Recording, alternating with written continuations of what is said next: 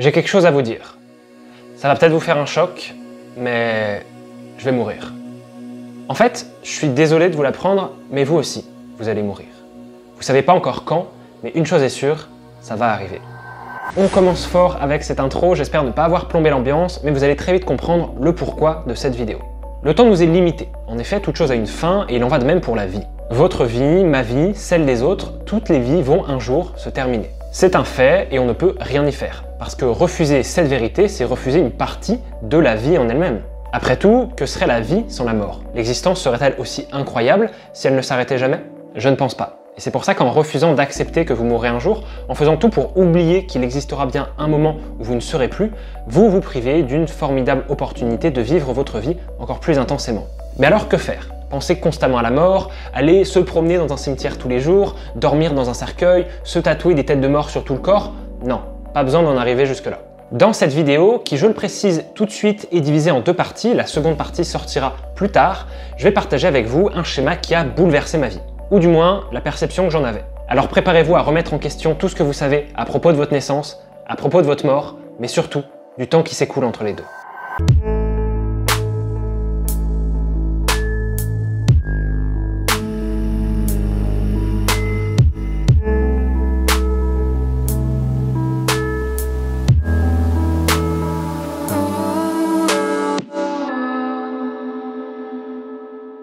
Ce bout de papier que je tiens, c'est ce qu'on appelle un memento mori. En latin, souviens-toi que tu vas mourir. Chaque petite case correspond à une semaine de la vie, il y a 52 cases sur une ligne, ce qui fait qu'une ligne fait une année complète. Il y a 90 lignes, donc 4680 cases, ce qui représente donc 90 ans. Ce schéma est donc une représentation abstraite de votre vie, un moyen de suivre toutes les semaines que vous avez déjà passées et toutes celles qu'il vous reste encore à vivre si on part du postulat que vous allez vivre jusqu'à 90 ans. Sauf que, et c'est très important de le préciser, l'espérance de vie actuelle en France est de 79,3 années pour les hommes et de 85,2 années pour les femmes. Ce qui signifie donc bien que ce schéma est très optimiste. Maintenant, laissez-moi vous présenter mon memento mori à moi. Il est juste là, donc voilà, surprise pour ceux qui ne le savaient pas, mais j'ai 23 ans. J'ai donc 23 lignes qui sont déjà entièrement complétées sur les 90 au total, ce qui signifie donc qu'il me reste techniquement, si je vis jusqu'à 90 ans, 67 autres petites lignes. Mine de rien, on est quand même quasi sur un beau quart de ma vie complète. Je vous montre également le découpage de ces premières années que j'ai vécues en couleurs. Dans l'ordre des différentes couleurs, au début c'est la crèche, c'est avant de rentrer en maternelle. La couleur qui suit, verte, c'est du coup mes années de maternelle. Ensuite il y a la primaire, ensuite le collège, le lycée, le début des années sup. Et la dernière couleur qui est en jaune, c'est mon année de césure que je viens tout juste de faire. La première chose qui me frappe, c'est que ma vie a une fin.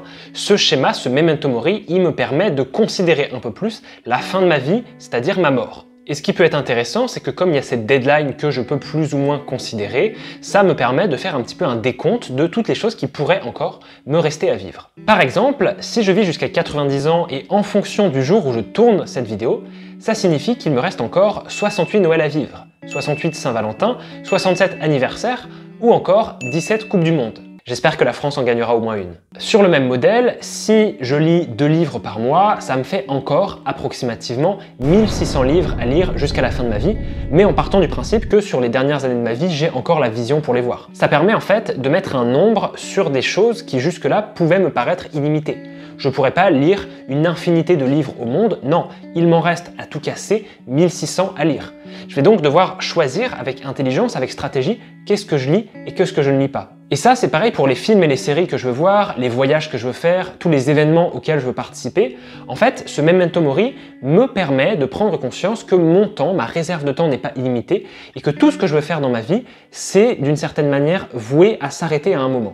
Autrement dit, ce memento mori me fait prendre conscience que mon temps n'est pas illimité et que si je veux faire tout ce que j'ai envie de faire, il va falloir que je choisisse, que je prenne des décisions en me disant « Ok, ça, je n'y consacre pas mon temps parce que je préfère faire autre chose et ça, oui, j'ai envie à la fin de ma vie d'être fier d'avoir fait ça, donc j'y vais. »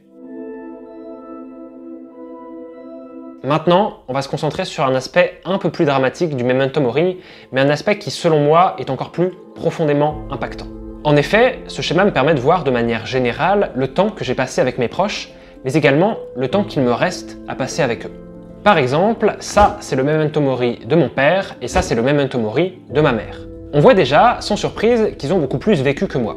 Mais ce qui est intéressant, c'est de mettre en fait notre relation en confrontation dans ce schéma. Je vais vous montrer. Ça, maintenant, c'est toujours le memento mori de mon père et le memento mori de ma mère, mais en fait, les cases colorées, c'est les cases où on a passé du temps ensemble. En gros, je pars du principe que j'ai vécu avec mes parents jusqu'à l'âge approximatif de mes 18 ans.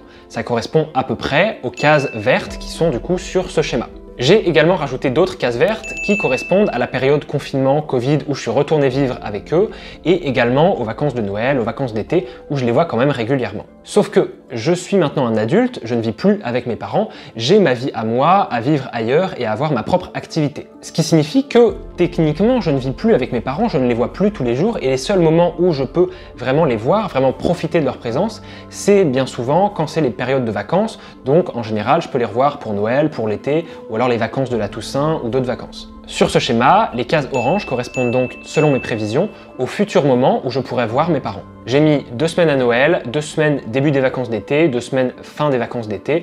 C'est une moyenne, c'est approximatif, c'est pour avoir une idée générale du temps qui me reste à passer avec eux. On pourrait se dire, ok, c'est cool, c'est intéressant, on voit tout ce qui nous reste, mais quel est le but derrière tout ça? Eh bien, j'ai compté toutes les petites cases que j'ai déjà passées avec eux et également toutes les cases qu'il me reste à passer avec eux. Statistiquement, 1053 semaines sont déjà passées au cours desquelles j'ai vu mes parents et il m'en reste encore 238 à venir. Attention, ceci est vrai uniquement s'ils vivent jusqu'à 90 ans. Au total, ça me fait donc 1291 semaines où j'aurais pu voir mes parents dans ma vie. Ce qui signifie que les 238 semaines qui peuvent encore arriver dans le futur représentent en réalité 18% de la somme totale au cours de laquelle j'aurais pu voir mes parents.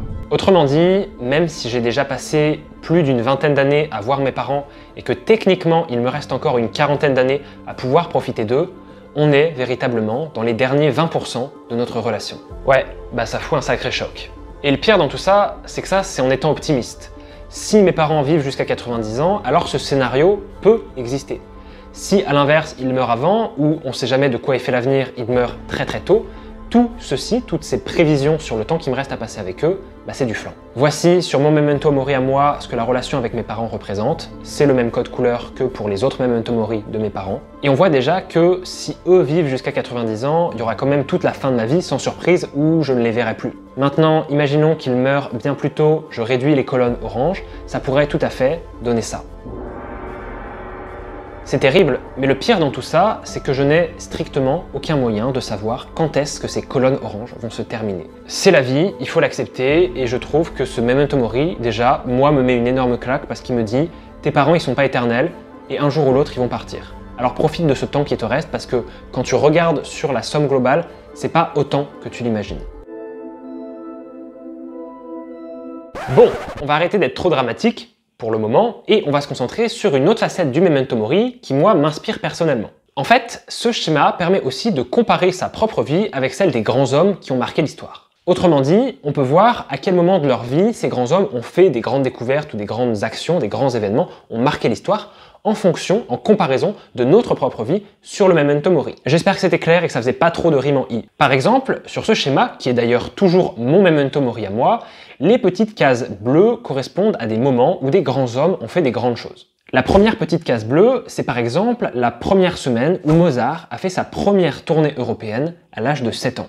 La deuxième, c'est quand Arthur Rimbaud commence à écrire ses premiers poèmes. La troisième, c'est le moment où Alexandre le Grand réussit finalement à conquérir la totalité de l'Empire perse. La quatrième, c'est la semaine où Napoléon est sacré premier empereur des Français. La cinquième, c'est quand Einstein publie sa théorie de la relativité générale.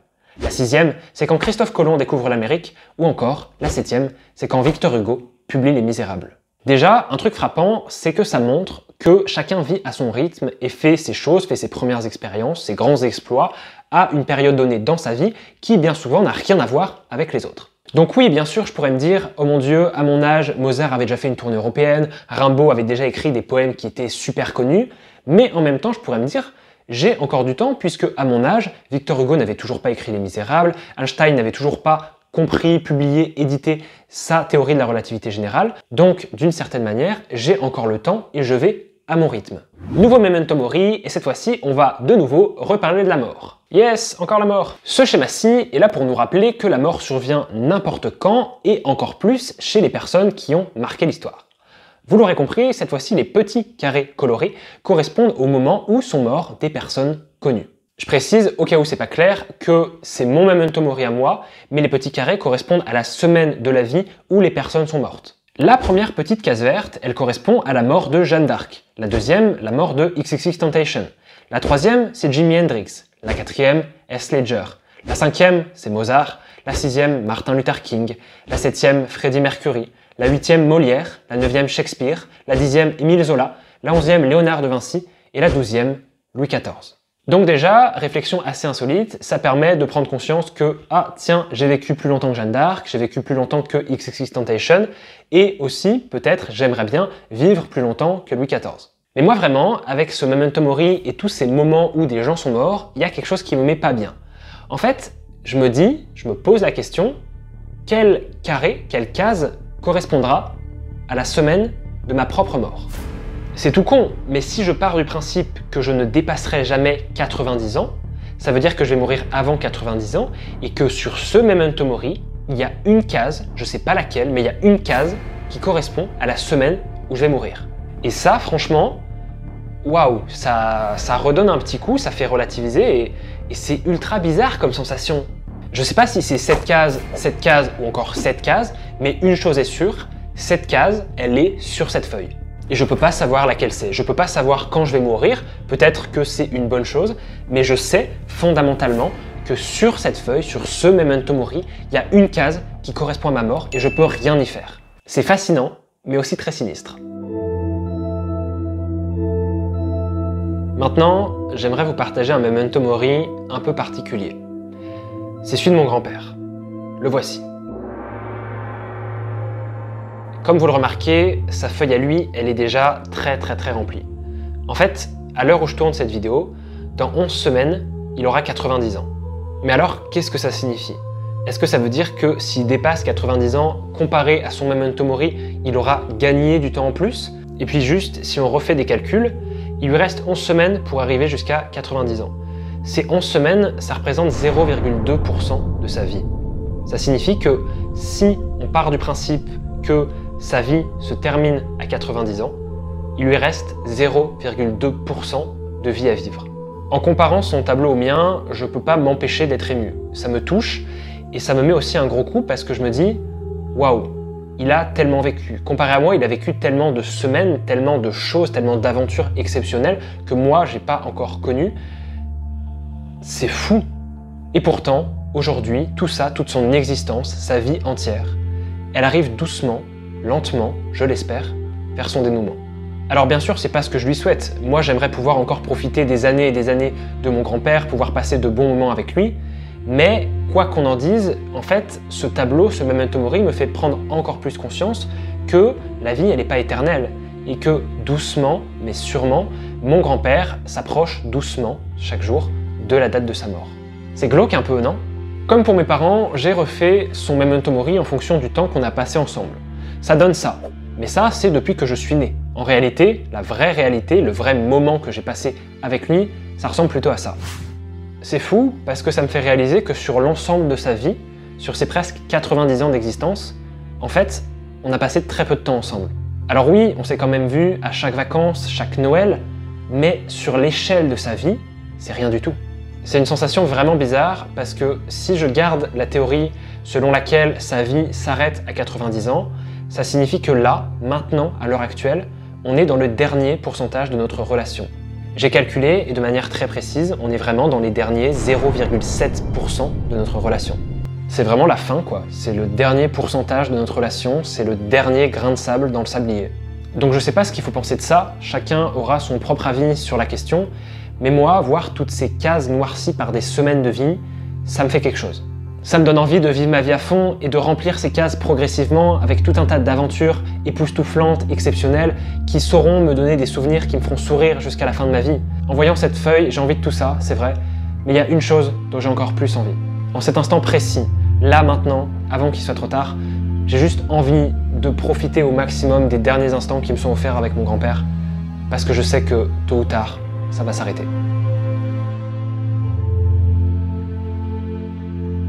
Maintenant, je voudrais apporter une petite précision sur le memento mori et en profiter pour m'excuser parce que je vous ai menti.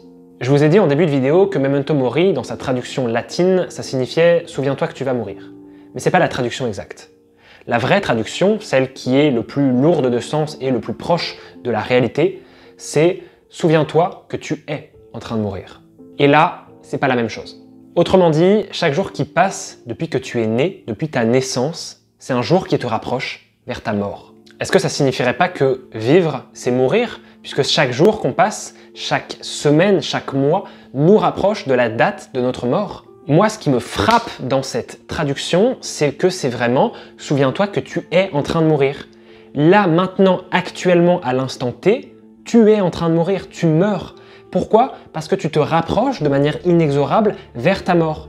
Et tu ne peux rien y faire, tu ne peux pas freiner, tu ne peux pas arrêter ça, c'est inévitable. La mort s'approche de nous un peu plus à chaque instant. Là, actuellement, je suis à une certaine distance de la mort, j'attends un peu.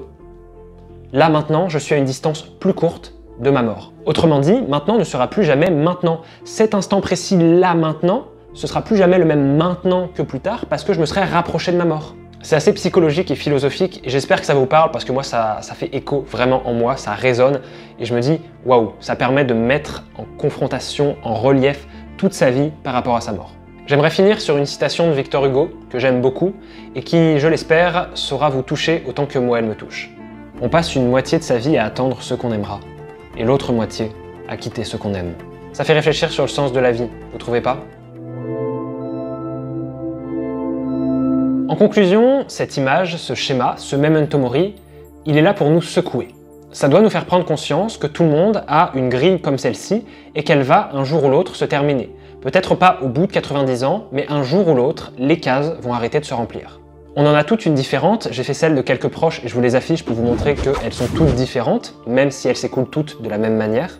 Et ça permet aussi de considérer que chacun a sa propre vie, sa propre grille, son propre Memento Mori, et qu'on s'inscrit tous dans la vie des autres de manière beaucoup moins importante que ce qu'on imagine.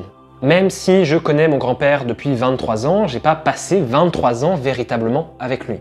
De manière assez poétique, j'aimerais dire que nous sommes tous le personnage principal de l'histoire de notre vie. Alors j'espère vraiment que, malgré le fait que j'ai parlé de mort la plupart du temps, cette vidéo elle vous aura pas foutu le cafard parce que c'est pas du tout l'objectif. Si j'ai fait cette vidéo, c'est à la fois parce que moi, elle me touche personnellement, elle fait résonner quelque chose en moi qui est de l'ordre, je sais pas, de la psychologie, de la philosophie, et qui m'interroge sur le sens de l'existence, et en même temps parce que je me dis, ça peut pousser d'autres gens à considérer le fait que leur vie elle est pas infinie, elle est pas illimitée, et qu'il faut vivre, tout simplement. Clairement, moi, voir ce tableau, ça me fait réaliser que la vie, elle n'est pas illimitée. Que ma vie à moi, elle va s'arrêter un jour. Je peux pas choisir quand, mais elle va s'arrêter. Et ça me pousse en fait, ça me donne envie, ça me donne l'énergie. J'ai pas envie de dire le désespoir, mais ça me donne une énergie vraiment profonde et intense qui me dit, vas-y, fais les choses Corentin. Si je veux réaliser mes rêves, si je veux découvrir le monde, si je veux réussir dans la vie, profiter de mes proches, je dois me bouger le cul. Il n'y a pas d'autre option, il n'y a pas d'autre possibilité. Si je reste assis sur mon canapé à attendre que le temps passe, je ferai rien de ma vie. Donc je dois me bouger le cul avant qu'il soit trop tard. Et c'est aussi cette raison-là qui m'a poussé à lancer cette chaîne YouTube, à lancer ce compte Instagram, à me mettre un petit peu sur les réseaux, parce que je sais que ma vie, elle n'est pas illimitée. Demain, je peux me faire renverser par une voiture, je sais pas, et j'ai envie de vivre ma vie sans regret en me disant j'ai tout essayé, j'ai tout donné, j'ai fait ce que j'avais envie de faire au moment où je pouvais le faire, et en ce sens, je n'aurai aucun regret. Parce que vraiment, l'une des peurs les plus horribles que j'ai, la pire chose selon moi qui pourrait m'arriver, c'est réaliser sur mon lit de mort que j'aurais pu faire bien plus de ma vie, mais que je l'ai pas fait, et que je suis à un moment où je peux plus arranger les choses. J'ai vraiment pas envie, sur le point de mourir, de me dire « Ah merde, au final, j'ai pas réalisé mes rêves, j'ai pas fait ci, j'ai pas fait ça, et c'est trop tard pour continuer, pour tenter de nouvelles choses, je vais mourir et être rempli de regrets pour une vie que j'aurais pas vécue pleinement alors que j'en avais l'opportunité. » Alors du fond du cœur, mais vraiment du fond du cœur, si vous devez retenir qu'une seule chose de cette vidéo, retenez ça. Osez. Osez lancer de nouveaux projets. Osez aller parler à votre crush, écrire ce premier roman, découvrir le monde, faire des voyages, faire tout ce que vous avez envie de faire, réaliser vos rêves. Peut-être que ça va être difficile, peut-être que vous n'arriverez pas à réaliser vos rêves, mais au moins essayez.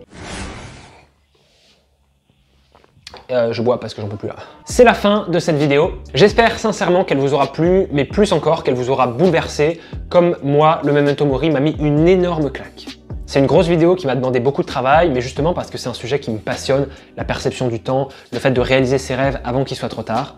N'oubliez pas, je vous le rappelle, qu'il y a une suite à cette vidéo qui sortira prochainement, je ne sais pas encore quand, mais cette fois-ci, je vais essayer de me concentrer sur ce côté. Ok, très bien, vous avez considéré le fait que votre vie va se terminer un jour. Maintenant, comment est-ce qu'on fait pour vivre pleinement, pour vivre encore plus intensément et avoir l'impression que la vie est plus longue que ce qu'elle est réellement? Donc soyez prêts pour cette future vidéo qui s'annonce aussi profonde que l'a été celle-ci et je vous tiendrai au courant sur mes réseaux de l'avancement de ce projet. Également, vous vous en doutez, c'est le moment où je vous dis que vous pouvez liker la vidéo, la commenter, partager votre avis et même vous abonner. En effet, cette vidéo, elle m'a demandé vraiment beaucoup de travail, que ce soit pour les recherches, pour faire les Memento Mori, parce que je les ai tous faits, et mine de rien, remplir toutes ces petites cases, faire des calculs, etc., c'est assez compliqué. Je vous parle pas du montage, du tournage et de tout le côté post-prod derrière qui, je le sens, va s'annoncer très long et très périlleux. Donc franchement, si ce contenu vous a plu et que vous êtes encore là maintenant, merci de vous abonner, merci de soutenir tout ce que je fais, ça fait énormément plaisir. Et j'espère pouvoir encore très longtemps vous aider à vous améliorer, devenir meilleur et avoir un regard différent sur la vie. Allez, je m'arrête là, on se retrouve la semaine prochaine pour une nouvelle vidéo. Et surtout, très important, n'oubliez pas, vous n'avez qu'une seule vie, elle est en train de se consumer à l'instant même, alors donnez tout, osez vivre. Ciao!